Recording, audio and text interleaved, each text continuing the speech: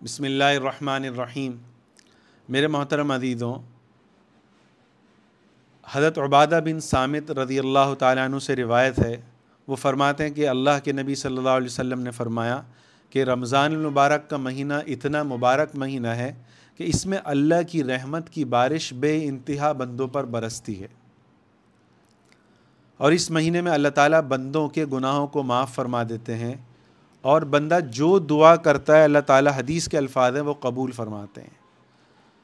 اور حدیث کا مفہوم ہے کہ جب بندہ عبادت کر رہا ہوتا ہے، چاہے وہ روزہ رکھتا ہے یا تراویح پڑھ رہا ہوتا ہے یا تہجد میں اٹھتا ہے، حدیث میں آتا ہے کہ اللہ تعالیٰ فرشتوں کے سامنے فخر فرماتے ہیں کہ دیکھو یہ میرا بندہ میرے سامنے جو ہے اپنے بستر کو چھوڑ کے کھڑا ہوا ہے، دیکھو یہ میرا بندہ 8-10 گھنٹے سے بھوکا ہے، میری محبت میں یہ بھوک پیاس کو برداشت کر رہا ہے۔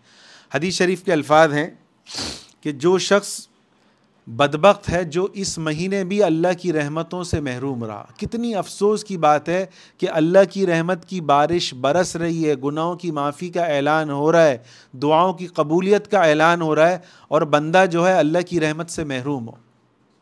حدیث شریف میں ایک روایت میں یہ بھی آتا ہے، اس شخص کی ناک خاک آلود ہو جو رمضان میں بھی اپنی مغفرت نہ کرا سکے۔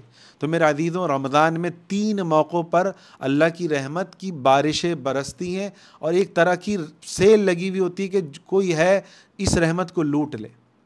پہلا موقع کیا آتا ہے؟ تہجد میں اللہ تعالیٰ، حدیث میں آتا ہے، پہلے آسمان پہ اللہ تعالیٰ آ جاتے ہیں، اللہ کا تخت لگتا ہے، اور پھر فرشتہ اعلان کرتا ہے، حل من سائل فیعطا، ہے کوئی مانگنے والا کہ میں اس کو عطا کروں، ہے کوئی سوالی میں اس کی پریشانی کو دور کروں، ہے کوئی ایسا بندہ جو مصیبت میں ہو، جس کی اولاد نہ ہو رہی ہو، جس کی شادی نہ ہو رہی ہو، جو رزق کی تنگی کا شکار ہو، جو قرض کے بوجھ تلے دبا ہوا ہو، جو پریشانیوں میں بیماریوں میں گھرا ہوا ہو۔ حدیث میں آتا ہے، اللہ فرماتے ہیں، حل من سائل فیعطا، ہے کوئی مانگنے والا کہ میں اس کو دوں۔ کتنے بد نصیب ہیں جو تہجد کے وقت بھی سوئے ہوئے ہوتے ہیں، اور جو ہے سحری سے 15 منٹ پہلے اٹھے، کھایا پیا، اور پھر فجر پڑی اور سو گئے۔ یہ موقع ہے تہجد کا کہ ہم اللہ سے مانگے۔ اور حدیث میں یہ بھی الفاظ آتے ہیں کہ حل من مستغفر فاغفر لہ، کہ ہے کوئی بندہ کہ جس کے میں گناہوں کو معاف کروں، اس کے لیے مغفرت کا اعلان کروں۔ آج ہم عامل کے پاس چلے جائیں گے کہ جی میں پریشان ہوں، کوئی مجھے وظیفہ بتا دے، اللہ جو اعلان کر رہا ہے وہ ہم ایک کان سے سنتے ہیں، دوسرے کان سے نکال دیتے ہیں۔ اللہ دینے کے لیے رمضان میں بیٹھا ہوا ہے، بڑی سے بڑی پریشانی ہے، اللہ کی قسم رمضان میں ہم رو رو کے اللہ سے مانگنا شروع کر دیں، وہ پریشانی دور ہو جائے گی۔ تو پہلا تو ہے کہ تہجد میں اللہ سے خوب مانگے۔ دوسرا کیا ہے میرے عزیزوں، کہ جب بندے کو اللہ مزدوری دیتا ہے، افطاری کے وقت حدیث میں آتا ہے 10 لاکھ لوگوں کو روزانہ جہنم سے نجات ملتی ہے، جنت کا اعلان ہوتا ہے۔ افطاری کے وقت ہمیں فکر ہوتی ہے کہ ہمیں کیا کھانا ہے، آدمی نڈھال ہو کے لیٹ جاتا ہے، حدیث میں آتا ہے افطاری کے وقت اللہ بندے کی دعا کو قبول کرتا ہے، فرشتے آمین کہتے ہیں۔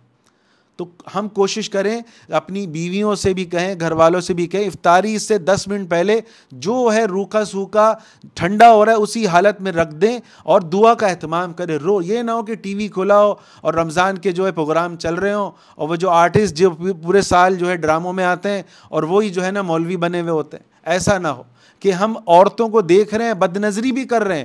قرآن حدیث میں آتا ہے، لعن اللہ الناظر والمنظور ہی، جو بد نظری کرے گا اللہ کی اس پر لعنت ہے۔ ایک حدیث میں آتا ہے، زنا العین النظر، بد نظری کرنا آنکھوں کا زنا ہے۔ یعنی ہم اللہ کی لعنت بھی لے رہے ہیں، زنا کا شکار بھی ہو رہے ہیں، اور ہم اس وقت جو ہے نا ہماری افطاری ہو رہی ہوتی ہے جس وقت اللہ تعالیٰ مزدور کو مزدوری دے رہا ہوتا ہے، کہ اب مزدوری لینے کا وقت آ گیا، جو مانگنا ہے مانگو۔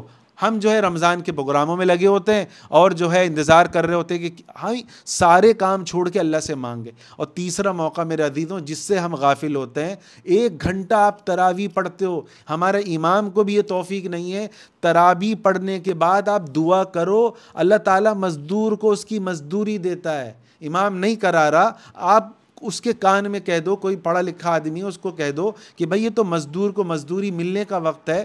اگر وہ نہیں کر رہا، آپ خود رو رو کے کوشش کرو، آدھا منٹ اللہ سے مانگ لو۔